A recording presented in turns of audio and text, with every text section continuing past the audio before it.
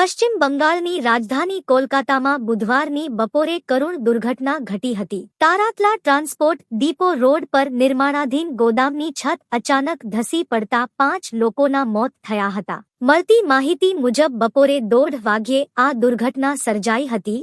ધસી પડેલી છતની નીચે 50 થી 55 લોકો દબાયા હોવાની આશંકા સાથે બચાવ રાહત અભિયાન છેડાયું હતું. ચોમેર ચીસાચીસ સાથે ભારે કરુણ દૃશ્યો સર્જાયા હતા. ઘટનાની ગંભીરતા ધ્યાને લેતા કોલકાતા પોલીસના વરિષ્ઠ અધિકારીઓ સહિત એનડીઆરએફ, આફત વ્યવસ્થાપન તંત્ર, નાગરિક સંરક્ષણ, અગ્નિશામકના જવાનો ધસી ગયા હતા. ભીષણ દુર્ઘટના બાદ આખી બંગાળ સરકાર એલર્ટ મોડ પર આવી ગઈ હતી. સચિવાલયમાં એક વિશેષ કંટ્રોલ રૂમ ઊભો કરી હેલ્પલાઇન નંબર જારી કરાયા હતા. જમીનદોસ્ત થયેલી છતના કાટમાળ લોખંડને હટાવવા માટે ક્રેનની મદદ લેવાઈ હતી. દબાઈ ગયેલા મજૂરોની ચીસોના અવાજ સાંભળી એ દિશામાં ઘૂસીને 13 શ્રમિકોને બહાર લવાયા હતા. બચાવ અભિયાનમાં ચાવીરૂપ ભૂમિકા ભજવતા અંકિતસિંહ નામના યુવાને કાટમાળમાં ફસાયેલા મજૂરનો હાથ પકડીને બહાર લાવવામાં મદદ કરી હતી. કાટમાળ નીચે કણસતો મજૂર કહી રહ્યો હતો કે એવું હોય તો મારો